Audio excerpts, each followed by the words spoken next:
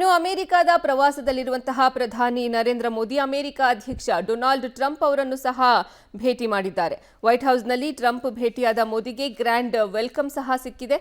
ಇನ್ನು ಮೋದಿ ಭೇಟಿಗೂ ಮುನ್ನವೇ ಟ್ರಂಪ್ ಪರಸ್ಪರ ಸುಂಕವನ್ನ ಘೋಷಣೆ ಮಾಡಿದ್ರು.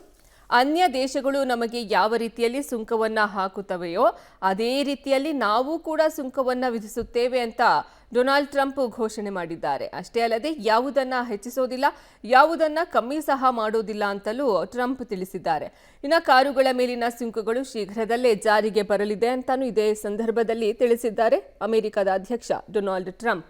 ಇನ್ನು ಅಮೆರಿಕ ಪ್ರವಾಸದಲ್ಲಿರುವಂತಹ ಪ್ರಧಾನಿ ಮೋದಿ ಅಮೆರಿಕದ ಅಧ್ಯಕ್ಷ ಡೊನಾಲ್ಡ್ ಟ್ರಂಪ್ ಅವರನ್ನು ಸಹ ಭೇಟಿ ಮಾಡಿದ್ದಾರೆ. ವೈಟ್ ಹೌಸ್ನಲ್ಲಿ ಟ್ರಂಪ್ ಅನ್ನ ಭೇಟಿ ಮಾಡಿದ ಮೋದಿಗೆ ಗ್ರ್ಯಾಂಡ್ ವೆಲ್ಕಮ್ ಸಹ ಸಿಕ್ಕಿದೆ. ಮೋದಿ ಅವರ ಭೇಟಿಗೂ ಮುನ್ನವೇ ಟ್ರಂಪ್ ಪರಸ್ಪರ ಸುಂಕವನ್ನ ಘೋಷಣೆ ಮಾಡಿದ್ದಾರೆ. ಇನ್ನು ಅನ್ಯ ದೇಶಗಳು ಯಾವ ರೀತಿ ನಮಗೆ ಸುಂಕವನ್ನ ಹಾಕ್ತಾರೋ ಅದೇ ರೀತಿ ನಾವು ಸಹ ಅವರಿಗೆ ಸುಂಕವನ್ನ ವಿಧಿಸುತ್ತೇವೆ ಅಂತ ಈ ವೇಳೆ ಘೋಷಣೆ ಮಾಡಿದ್ದಾರೆ ಅಮೆರಿಕದ ಅಧ್ಯಕ್ಷ ಡೊನಾಲ್ಡ್ ಟ್ರಂಪ್.